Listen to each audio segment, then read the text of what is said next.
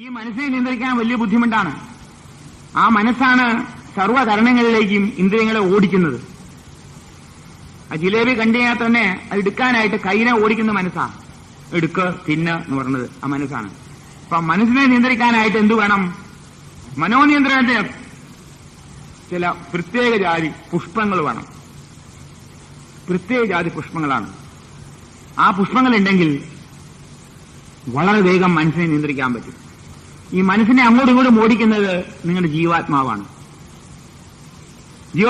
അകത്ത് ആത്മാവാണ് ഇത് ഓടിക്കുന്നത്. കേനേഷിതം പ്രേഷിതം മന കേന പ്രാണ പ്രഥമ പ്രതീക്ഷ എന്നൊരു മന്ത്രമുണ്ട് കേനോപനിഷത്തിൽ. ഈ മനുഷ്യനെ അങ്ങോട്ടും ഇങ്ങോട്ടും ഓടിക്കുന്നത് ആരെങ്കിലും ചോദിക്കുകയാണ് ശിഷ്യൻ. അപ്പൊ പറയുന്നത് പ്രാണനാണ്, നിങ്ങളുടെ ജീവാത്മാവാണ് മനസ്സിനെ ഇങ്ങനെ അങ്ങോട്ടും ഇങ്ങോട്ടും ഓടിക്കുന്നത്, നിങ്ങളല്ല. നിങ്ങളാണെങ്കിൽ നിങ്ങൾക്ക് പിടിച്ചു നിർത്താൻ പറ്റുമല്ലോ. ഇത് പിടിച്ചു നിർത്താൻ പറ്റാത്തല്ലേ മനസ്സ്. പിടിച്ചു നിർത്താലും പിന്നെയും പോവും, അങ്ങോട്ട് തന്നെ, അവിടെ തന്നെ പോവും. അപ്പൊ ഈ മനസ്സിനെ നിയന്ത്രിക്കാനായിട്ട് ഒരു 8 പുഷ്പങ്ങളുണ്ട്. ആ പുഷ്പങ്ങൾ നിങ്ങൾ എടുത്താൽ മനോനിയന്ത്രണം സാധ്യമാണ്. എന്തൊക്കെയാണിത്? അഹിംസ പ്രഥമം പുഷ്പം. അഹിംസ എന്നുള്ളതായ തത്വം പ്രഥമമായ പുഷ്പമാണ്. ഹിംസ ചെയ്യരുത്. ഹിംസാത്മകമായ പ്രവൃത്തി മുഴുവനും ഉപേക്ഷിക്കൂ. അഹിംസ പ്രഥമം പുഷ്പം. പുഷ്പം ഇന്ദ്രിയ നിഗ്രഹം. ഇന്ദ്രിയ നിഗ്രഹത്തെ പറ്റി ഞാൻ പറഞ്ഞു കഴിഞ്ഞു ഇതിനു മുമ്പ്. വേറൊരു പുഷ്പം എന്താണ്? ഇന്ദ്രിയ നിഗ്രഹം. സർവഭൂതദയാ പുഷ്പം. സർവഭൂതങ്ങളിലും ദയ തോന്നുക. ആരെയും നിർദ്ദയമായിട്ട് പെരുമാറാൻ നോക്കരുത്, നിർദ്ദയമായിട്ട് പെരുമാറരുത്. സർവഭൂതങ്ങളെയും സർവ്വജീവജാലങ്ങളോടും ദയ തോന്നുക, ദയാദാക്ഷിണ്യങ്ങൾ. ആ രന്തിദേവനെ പറ്റി ആലോചിച്ച് നോക്കൂ. മഹാരാജാവായിരുന്നു രന്തിദേവൻ. ദയ കാണിച്ച് രന്തിദേവന്റെ ദയാവാത്പം എന്ന് പറഞ്ഞിട്ട് വെള്ളത്തോട് പറഞ്ഞിട്ടുണ്ട്. മഹാത്മാഗാന്ധി പറയും രന്തിദേവന്റെ ദയാവാത്പ്. സർവ്വ മനുഷ്യർക്കും ഭക്ഷണം കൊടുക്കും. അങ്ങനെ ഇഷ്ടമുള്ള ഭക്ഷണം കൊടുക്കും. ഏത് ഭക്ഷണം ചോദിച്ചാലും അത് ഉണ്ടായി കൊടുക്കും. ഇനി മാംസം ചോദിച്ചാലും മാംസം കൊടുക്കും. അങ്ങനെ മഹാരാജാവാണ്, വലിയ ജ്ഞാനിയാണ്. പക്ഷെ എന്നാലും മാംസം വേണമെന്ന് പറഞ്ഞാൽ മാംസം ഉണ്ടായി കൊടുക്കും, തൃപ്തിപ്പെടുത്താൻ. ആരായാലും ശരി, മൃഗങ്ങൾക്കും പക്ഷികൾക്കും സർവർക്കും ആരും പത്നി അടക്കാൻ പാടില്ല. എന്റെ രാജ്യത്ത് സർവർക്കും അതില് ആ ഭക്ഷണം കൊടുക്കും. അതാണ് ദയാവായ്പ. മാത്രമല്ല, സെയിന്റ് ഫ്രാൻസിസ് ഓഫ് അസീസി എന്നൊരു മഹാനുണ്ടായിരുന്നു. അദ്ദേഹം യൂറോപ്പിലാണ്, എവിടെയാണെന്നറിയില്ല, ഇറ്റലിയിലാണോ അതോ സ്പെയിനിലാണോ എന്നറിയില്ല. അത് എഴുതിയിരുന്നു. സെയിന്റ് ഫ്രാൻസിസ് വളരെ ദിവ്യൻ, ഒരുമാതിരി നമ്മുടെ ഇവിടുത്തെ ഋഷിമാരി എല്ലാം അറിഞ്ഞ് അങ്ങേറ്റം ഒരു ദിവ്യത്വം എത്തിയ ഒരു മനുഷ്യൻ.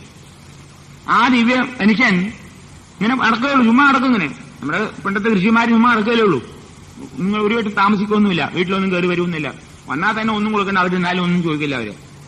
ഇദ്ദേഹം ഒരു നമ്മുടെ ഗ്രാമത്തിൽ ചെന്നപ്പോ ഗ്രാമവാസികൾ ഒന്ന് പറഞ്ഞു, സാർ ഇവിടെ ചെന്നായ വരുന്നുണ്ട്, ഞങ്ങളുടെ ആട്ടും പറ്റങ്ങളെയൊക്കെ തിന്നുകൊണ്ട് പോണു, ഞങ്ങൾക്കും പേടിയാവണു, എന്താ വേണ്ടതെന്ന് ചോദിച്ചു. അപ്പൊ ഈ സെൻസായി എന്ത് ചെയ്യുന്നറിയാമോ? ശരിയാക്കാന്ന് പറഞ്ഞു. അപ്പൊ അങ്ങനെ അവിടെ കാത്തിരുന്നു. രാത്രി ചെന്നായ വന്നപ്പോ ചെന്നായുടെ അടുത്ത് പോയിട്ട്, ചെന്നായേ അരുത് കേട്ടോ, ഈ മൃഗങ്ങളെന്നും അടുത്തു പോയിട്ട്, ചെന്നായയുടെ അടുക്ക് പോയിട്ടേ ചെന്നായെ തലോടിക്കൊണ്ടേ ഇവന് മൃഗങ്ങളെ കൊല്ലാൻ പറഞ്ഞു. ഇതാണ് ആ അങ്ങയുടെ സ്വഭാവം. ഒരു കഴുതയെ വിളിച്ചിട്ട് സഹോദരാന്ന് കെട്ടിപ്പിടിച്ചു. കഴുത ഒരുപാട് ഇവിടെ അടിച്ചപ്പോഴേ ഒരു സങ്കടം വന്നു. ഓടിച്ചെന്ന് സഹോദരാന്ന് കെട്ടിപ്പിടിച്ചു ഈ പറഞ്ഞ ആള്. ആര്? Saint Francis of Assisi. ദയാ വായ്പ്. സർവഭൂതദയാ പുഷ്പം. അഹിംസ പ്രഥമം പുഷ്പം. പുഷ്പം ഇന്ദ്രിയ നിഗ്രഹം. സർവഭൂതദയാ പുഷ്പം. ക്ഷമാ പുഷ്പം. വിശേഷത ക്ഷമ. എല്ലാവരും അക്ഷമരാന്ന്. എവിടെ ചെന്നാലും അക്ഷമതയാണ് നമുക്ക് കാണിക്കുന്നത്. ആ ഉണ്ണാൻ ചെല്ലുമ്പോൾ എന്തൊരു വെപ്രാളമാണ് നമുക്ക് നോക്കിയിട്ടുണ്ടോ? ആ കിട്ടുന്നതിന് മുമ്പ് വാരി തിന്നാൻ നാളെ ഇല്ല എന്നുള്ള വിചാരമാണ്. ആ ക്ഷമ ഇല്ല നമുക്ക്. ഒരാള് പ്രസ്ഥാനം പറഞ്ഞാല് അത് മുഴുവൻ കേൾക്കാൻ ക്ഷമയില്ല നമുക്ക്. അയാൾ ഭാഷയില് കാര്യം മുഴുവൻ പറയാനാണ്. ഒരു കുട്ടി വന്ന് നമ്മളുടെ പറയുന്ന മതി കേൾക്കണ്ട അപ്പൊക്കൊള്ളും പറയും കുട്ടികൾക്ക്. കുട്ടികളെ വാസല് സ്കൂളിൽ പോയിട്ട് അവരെന്തൊക്കെയോ വീട്ടിലെ വർത്തമാനമൊക്കെ, സ്കൂളിലെ വർത്തമാനം അവർക്ക് വലിയ കാര്യമാണ്, കൊഞ്ചിക്കൊണ്ട് പറയും. ഇത് കേട്ടാ എന്താ? ആ കുട്ടികൾ മതി പോടുന്ന സമയമില്ല, പറയരുത്. അത് കേട്ടോളൂ ക്ഷമായും. വേറൊന്നും പറയും, ചീത്ത പറയാല്ലോ. വീട്ടിലെ സ്കൂളിലെ ഒരു നടന്ന കാര്യമാണ്. മറ്റേ കുട്ടി എന്നെ ഇങ്ങനെ പിച്ചു കൂട്ടി, ഞാൻ അങ്ങോട്ടും കുത്തി, പറഞ്ഞോട്ടെ, എന്താ വരാൻ വേണേ, എന്റെ പെൻസിൽ എടുത്തു, ഞാൻ പെൻസിൽ ഇങ്ങോട്ട് തിരിച്ചു മേടിച്ചു. കുട്ടികൾക്ക് അതാണ് ഏറ്റവും വലിയ കാര്യം. നിങ്ങളുടെ ആനക്കാരും ചേനക്കാരും ഒന്നുമില്ല, അതിനും കേൾക്കാൻ ക്ഷമയില്ല. മനുഷ്യനെ ക്ഷമ എന്നുള്ളത് തീരെയില്ല. അക്ഷമനാണ് മനുഷ്യൻ. അതുകൊണ്ടും ക്ഷമാപുഷ്പം, ക്ഷമ എന്നുള്ളത് വേണം. ആ പുഷ്പം ഇന്ന് ഉച്ചയ്ക്ക് ഊണ് കഴിക്കുമ്പോൾ നിങ്ങൾ എല്ലാവരെയും ക്ഷമ പഠിപ്പിക്കാൻ പോകുന്നുണ്ട്. ഊണ് പോയി അവിടെ പോയി ഇരുന്ന് കഴിഞ്ഞാൽ എല്ലാവർക്കും വിളമ്പിട്ടേ നിങ്ങൾ ഉണ്ണാൻ പാടുള്ളൂ. കുറ്റ ഉടനെ വാരി വാരി തിന്നാൻ പാടില്ല. ക്ഷമ പഠിപ്പിക്കാനുള്ള ഒറ്റ വഴിയുള്ളൂ, വേറെ വഴിയില്ല. സമൂഹത്തിൽ ഭയങ്കര വിഷമ. ഞാൻ ഇപ്പൊ പറഞ്ഞോളൂ, ഇനി അനൗൺസ് ചെയ്യില്ല. അവിടെ പോയി ഇരിക്കുമ്പോൾ, കസേര പോയി ഇല്ലായിരിക്കുമ്പോൾ എല്ലാവർക്കും എല്ലാം വിളമ്പിട്ടേ ഊണ് കഴിക്കാൻ പാടുള്ളൂ. ഞാനുണ്ടാവും, ഞാൻ കൈ പൊക്കും, അപ്പൊ വിഴുങ്ങാൻ മതി. അതുവരെ തൊട്ടുപോകരുത്, ഒരു സാധനം തൊട്ടുപോകരുത്. നോക്കട്ടെ ക്ഷമയുണ്ടോന്ന്. ഇത് പറഞ്ഞിട്ട് എനിക്കറിയാം ആൾക്കാർ കിട്ടിയ ഉടനെ കഴിക്കും, മറന്നുപോയി. ഞാൻ കണ്ടിടുന്നു ചില ആൾക്കാർ ഉടനെ കിട്ടിയ ഉടനെ നോക്കട്ടെ, സ്വാദ് നോക്കട്ടെ. സ്വാദ് നോക്കാൻ പാടില്ല, അവിടെ ഇരിക്കട്ടെ. ആ മൂക്കിനെയും ചെവിയെയും കണ്ണിനെയും ഒക്കെ അങ്ങോട്ട് നിയന്ത്രിക്കൂ. വേണമെങ്കിൽ കണ്ണടച്ചോളൂ. കണ്ണടച്ചാലും മതി, കാണണ്ടല്ലോ, തുറന്നുമില്ല. എന്റെ കൈ കാണുന്നവരെ ആരും കഴിക്കാൻ പാടില്ല. ക്ഷമ പഠിപ്പിക്കണം. ക്ഷമാപുഷ്പം വിശേഷത. ജ്ഞാനം പുഷ്പം, അറിവ് സമ്പാദിക്കണം. ജ്ഞാനം പുഷ്പം, അറിവ് സമ്പാദിക്കുക, അത് വലിയ പുഷ്പമാണ്. തപപുഷ്പം, തപസ്. തപസ്സില്ല എന്ന് എന്താണെന്ന് അറിയില്ല. വാസ്തവത്തിൽ നിത്യജീവിതം അവന് തപസ്സായിട്ട് മാറ്റാൻ പറ്റും. ജീവിതം തന്നെ തപസ്സായിട്ട് മാറ്റാൻ പറ്റും. എല്ലാം നല്ല കാര്യം ചെയ്തുകൊണ്ടിരുന്ന അത് തന്നെ തപസ്. പ്രകൃതി ജീവനവും തപസ്സാണ്. പ്രകൃതി ജീവിതത്തിൽ കൂടി നിങ്ങൾക്ക് മോക്ഷം കിട്ടാനുള്ള വഴിയാണത്. ആരോഗ്യമോക്ഷങ്ങളും കിട്ടും. ഇനി അവിടെ പോയി എനിക്ക് സ്വർഗത്തിൽ പോകുന്ന എനിക്കറിയില്ല. സ്വർഗമയമായ അന്തരീക്ഷം കിട്ടിയാൽ പോരെ? അത് ഇവിടെ സ്വർഗം കിട്ടിയാൽ പോരെ? ഇവിടെ സ്വർഗം കിട്ടിയാൽ ഞാൻ പരലോകത്തേക്ക് പോണോ സ്വർഗം കിട്ടാനായിട്ട്?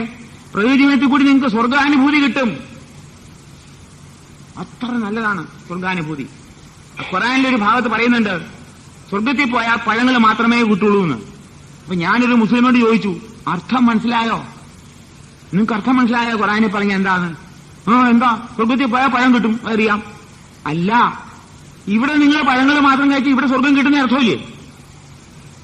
ഇല്ലേ? സ്വർഗത്തിൽ പോയിട്ട് പഴം തിന്നോന്ന്, അവിടെ പഴം കിട്ടിയുള്ളൂ നമുക്കറിയില്ല.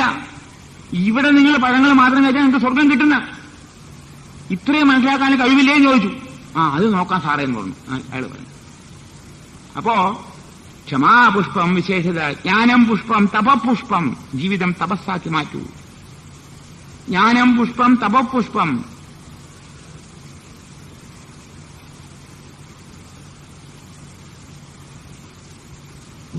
ഒരെണ്ണം വിട്ടുപോയല്ലോ. ഏതാவது?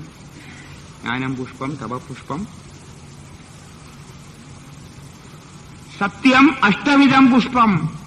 സത്യം പറയുക. ഒരെണ്ണം വിട്ടുപോയിട്ട് പിന്നെ പറയാം, ഓർമ്മിക്ക പറയാം. സത്യം അഷ്ടവിധം പുഷ്പം. വിഷ്ണോർ പ്രീതികരം ഭവേത്. നിങ്ങളുടെ ആത്മാവിന് പ്രീതിപ്പെടുത്താനായിട്ട് ഈ 8 പുഷ്പവും വേണം. ആ പഞ്ചഭൂത ഭാഷണം എടുത്തുകൊണ്ടാവും. വേഗം ഇവിടെ ഉണ്ടോ നോക്കൂ. ഇവിടെ ഇല്ലാവോ? അടിയിലുണ്ടെന്നോ? അതെ, അടിയിൽ പോയിട്ടെ അത് നോക്കിയിട്ട് വേഗം പറയും. ഒരു വാക്ക് ഒരെണ്ണം വിട്ടുപോയിട്ടുണ്ട്. കിട്ടി. ദാനം മതി. കിട്ടി. ജ്ഞാനം പുഷ്പം, തപപുഷ്പം, ദാനം പുഷ്പം. ദാനം ചെയ്യണം. ദാനം ചെയ്താൽ മനസ്സ് നന്നാവും. എല്ലാവരും മനസ്സ് നന്നാവും. ദാനം ചെയ്യാന്ന് പറഞ്ഞാലേ ഈ ഇവിടെ നോക്കിയിട്ട് ഏറ്റവും കുറഞ്ഞ കോയിൻ എടുത്ത് കൊടുക്കല്ല. നോക്കിയിട്ട് 10 പൈസ ഉണ്ടോ? അയ്യോ 10 പൈസ വേണ്ട. കിട്ടിയത് 1 രൂപ കിട്ടി, അത് വേണ്ട. 5 പൈസ ഉണ്ടെങ്കിൽ 5 പൈസ പേരിൽ കുറവാണ്, അത് ദാനമല്ല. എല്ലാത്തിനും വെച്ചിട്ട് ലോട്ടറി കിട്ടിയ പണം കൊണ്ട് ദാനം ചെയ്യാം, ദാനമല്ലാതെ. ദാനം എന്ന് പറഞ്ഞാല് മനസ്സറിഞ്ഞ് നിങ്ങൾ മറ്റാളുടെ ബുദ്ധിമുട്ട് മനസ്സിലാക്കിയിട്ട് ദാനം ചെയ്യണം. തിരുവനന്തപുരത്തൊരു സന്യാസിയുണ്ട്, ഞാൻ ഈയിടെ പരിചയമായിട്ട് 2 കൊല്ലമായുള്ളൂ. ഇത് വളരെ ഇഷ്ടപ്പെട്ട സന്യാസി. അദ്ദേഹത്തിന് ആതുര സംരക്ഷണമാണ് ഇഷ്ടം. ആതുരന്മാരെ സംരക്ഷിക്കുക, വിശപ്പുള്ളവരുടെ വിശപ്പടക്കുക, അങ്ങനെ ജോലി ചെയ്താ. പക്ഷെ നിങ്ങൾ പോയിട്ട് 10,000 രൂപ കൊടുത്താൽ വേണ്ടാന്ന് പറയുന്നത്.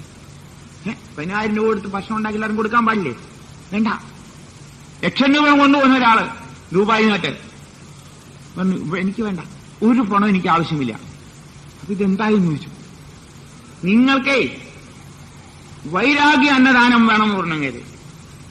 വൈരാഗ്യ അന്നദാനം എന്ന് പറഞ്ഞാൽ നിങ്ങൾ പട്ടിണി കിടന്നിട്ട് ഉപവാസങ്ങൾ നോക്കി, വ്രതങ്ങൾ നോക്കി, ആ വ്രതങ്ങളിൽ നിന്ന് നിങ്ങൾ സേവ് ചെയ്യുന്ന പണമാണ് ദാനം വരേണ്ടതെന്ന്. നിങ്ങൾക്ക് വിശപ്പെന്താന്ന് അറിഞ്ഞിട്ട് വേണം മറ്റുള്ളവർ വിശപ്പറിയുള്ളൂ. ഇന്ന് വിശപ്പറിയില്ല ആർക്കും. അതാണ് ഈ 5 പൈസ കൊടുക്കണത്. വിശപ്പറിയില്ല. തരണേന്ന് പറഞ്ഞു വയറിങ്ങനെ ഒട്ടിക്കിടക്കുക. എന്നിട്ട് ഈ വയറ് വീട്ടിൽ കൊണ്ട് ഇയാളുടെ വയറ് ഇത്രയുണ്ട് വയറ്. മറ്റു വയറ് ഒട്ടി ഒന്നുമില്ല. അപ്പൊ 5 പൈസ കൊടുത്താൽ വല്ലതും ആവുമെന്ന്? 5 രൂപ കൊടുത്താലും ഒന്നും ആവില്ല. അപ്പൊ വിശപ്പ് എന്താണെന്ന് അറിയണം നിങ്ങൾ. വിശപ്പ് അറിഞ്ഞിട്ടേ ഇല്ല മൂപ്പര്. ഇങ്ങനെ മൂക്കറ്റ മൂന്നും കഴിച്ച് കിടക്കുക. വിശപ്പ് എന്താണെന്ന് അറിയണം. അതാ പറഞ്ഞു വൈരാഗ്യ എന്നതാണെന്ന് പറഞ്ഞാൽ നിങ്ങൾ ഉപവസിക്കൂ. ഏകാശം ഉപവസിക്കൂ, വെള്ളിയാഴ്ച ഉപവസിക്കൂ, തിങ്കളാഴ്ച നിങ്ങൾ ഉപവാസം എടുക്കുക. ആ ഉപവാസ ദിവസം നിങ്ങൾ ഒന്നും കഴിക്കരുത്. ആ ദിവസം എത്രയിലും പണം നിങ്ങൾ സേവ് ചെയ്തോ ആ പണം ദാനമായിട്ട് തരൂ എന്നാ പറഞ്ഞ അദ്ദേഹം. അത് മാത്രമേ മേടിക്കുള്ളൂ. 111 രൂപ എത്തുമ്പോൾ അതും കൊടുത്തേക്കാൻ പറയും. വൈരാഗ്യ എന്നദാനം. വേറെ ഒന്നും മേടിക്കില്ല അങ്ങേര്. എനിക്ക് വളരെ ഇഷ്ടപ്പെട്ടു അത്. ആ പണം കൊണ്ടാണ് അങ്ങേര് അവിടെ ആ പ്രദേശത്തുള്ള കുടുംബങ്ങളിലുള്ള പാവങ്ങൾക്ക് വിളിച്ചു ചോദിക്കും, എത്ര നേരം ഊണ് കഴിക്കാനുള്ള കഴിവുണ്ട്? 1 നേരമേ ഉള്ളൂ. ശരി, 1 നേരത്തേക്കുള്ള ഭക്ഷണം ഞാൻ തരാം. 2 നേരം ഊണ് കഴിക്കണ്ടേ? അത് കൊടുക്കും. ചെറിയ ചെറിയ പാത്രങ്ങൾ കൊടുക്കും, സ്പൂൺ കൊടുക്കും, അരിയും കൊടുക്കും, ചിലപ്പോൾ പയറും കൊടുക്കും. ഈ പണം കൊണ്ടാണ് കേട്ടോ. വേറെ പണം മേടിക്കില്ല അങ്ങേര്. എത്ര കൊടുത്താലും മേടിക്കില്ല. നല്ലൊരു സന്യാസി. എനിക്ക് വളരെ ഇഷ്ടപ്പെട്ടു അദ്ദേഹത്തിന്റെ സമീപനം. വൈരാഗ്യ അന്നദാനം പേരിട്ടാണ്. അതാണ് ദാനം. ദാനം എന്താന്ന് പറഞ്ഞാൽ ചുമ്മാ ദാനം കൊടുക്കുക. ദാനത്തിനും വ്യത്യാസമുണ്ട്. ശപിച്ചുകൊണ്ട് ദാനം ചെയ്യോ ഒന്ന് ശപം ഉയർന്ന് പോവിടുന്ന ഇല്ലേ, അതുകൊണ്ട് ഗുണമില്ല. ഒരാൾ വന്ന് അമ്മേ വല്ലതും തരണേന്ന് പറഞ്ഞാൽ എത്തിക്കണോ കാലത്തെ എപ്പോഴാ വരേണ്ടത്? പിന്നെ പാവം എത്തിക്കണോ കാലത്ത്. ഇവിടെ ബ്രേക്ക്ഫാസ്റ്റും കഴിഞ്ഞും വയറ് പിടിച്ചിരിക്കുകയാണ്. എന്നിട്ട് എത്തിക്കണോ കാലത്തെ. ഞാൻ പറഞ്ഞേക്കണ എല്ലാവരുടെ കുടുംബത്തിലും അത് കാലത്തെ എത്തിക്കണു. വേറെ സമയമില്ല. പിന്നെ എപ്പോഴാ വരേണ്ടവര്?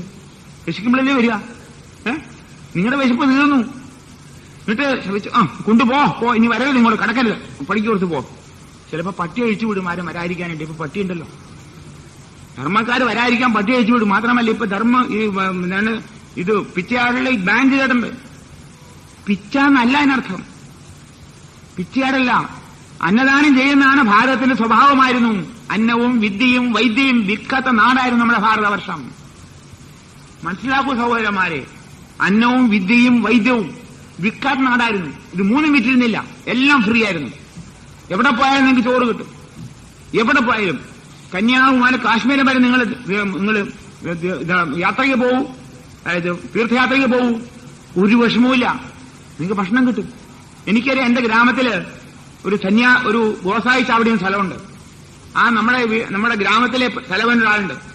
ഒരു നമ്പൂരി ഫാമിലിയാണ്. അവിടെ വരുന്ന ആര് വന്നാലും ശരി അവർക്ക് വേണ്ട അരി, പരിപ്പ്, കുറെ മുളക്, പരിപ്പൊക്കെ കൊടുക്കും, ഉപ്പും മുളകും കൊടുക്കും. അവർക്ക് അവിടെ ഒന്ന് താമസിച്ച് അവർക്ക് ഭക്ഷണം പാകിച്ച് അവർക്ക് പോവാം. ഫ്രീ. ആര് വന്നാലും ശരി. നമ്മുടെ കുടുംബത്തിലോ ആരെങ്കിലും ഭക്ഷണം കഴിക്കാൻ നമ്മൾ ഭക്ഷണം തരില്ല പറയോ? ഭക്ഷണം തരുന്ന പറയാൻ പാടില്ല. ഉള്ളത് കൊണ്ട് പോണം എന്ന് പറയില്ലേ? ഭക്ഷണം കൊടുക്കണം. ആ കൊടുത്താൽ മാത്രമേ അതുകൊണ്ട് ഗുണം കിട്ടുകയുള്ളൂ. ദാനം അങ്ങനെയാണ്. ദാനം എന്ന് പറഞ്ഞാൽ ശരിയായിട്ടുള്ള ദാനമാണ്. മഹാഭാരതത്തിൽ ഒരു കഥയുണ്ട്. കഥ പറയാം. കഥ ഓർമ്മ പറയാണ്. സമയമുണ്ട്, പേടിക്കണ്ട. 12:30 വരെ സമയമുണ്ട് എനിക്ക്. നിങ്ങൾക്ക് ധൃതിയില്ലോ ആർക്കും പോവോ? ഊണഴിച്ചില്ലേ പോവുള്ളൂ. ഊണഴിക്കാതെ പോലെ എനിക്കറിയാം. ഊണ് അവിടെ കണ്ടു കഴിഞ്ഞു പലതും. ഇനി അതൊക്കെ ഇല്ലെങ്കിൽ ഇപ്പൊ ആ വിഷമം ഇപ്പൊ ഊണ് കഴിക്കാതിരിക്കുമ്പോൾ കഴിക്കരുതെന്ന് പറഞ്ഞാണ് വിഷമമുള്ളത്. അത് എങ്ങനെ സോൾവ് ചെയ്യുന്നതാണ് ഇപ്പൊ നോക്കാൻ ആലോചിക്കുന്നത്. മഹാഭാരതത്തിലെ കഥയുണ്ട്. മഹാഭാരതത്തില് ധർമ്മപുത്രര് രാജസൂയ യാഗം നടത്തി. ഒരുപാട് ഇങ്ങനെ കോയിൻസിന് കൂട്ടി, സ്വർണ്ണനാണയവും വെള്ളി നാണയവും കൂട്ടിയിട്ടു. എന്നിട്ട് അതിങ്ങനെ ദാനം ചെയ്യാ എല്ലാവർക്കും. എല്ലാവരും പുകഴ്ത്തി, ഓ ധർമ്മപുത്ര മഹാരാജാവ് കി ജയ് ജയ് എന്ന് വിളിക്കുകയാണ്. ഇത്രയും ദാനശീലം ലോകത്തുണ്ടോ എന്ന് പറയാണ്. അപ്പൊ ഒരു എലി അതിലെ കടന്നു വന്നു. ആ എലിയുടെ പകുതി ഭാഗം സ്വർണ്ണമയമാണ്. ഈ എലി പോയിട്ട് ആ കോയിൻസിന്റെ ഇടയിൽ കൂടെ അങ്ങോട്ടും ഇങ്ങോട്ടും പോയിട്ട് ആ എലി എഴുന്നിട്ട് ഹാ ഹാ ഹാ ഹാ ഹാ എന്ന ഒരു ചിരി അങ്ങ് ചിരിച്ചു. എന്താ ചെയ്ത്?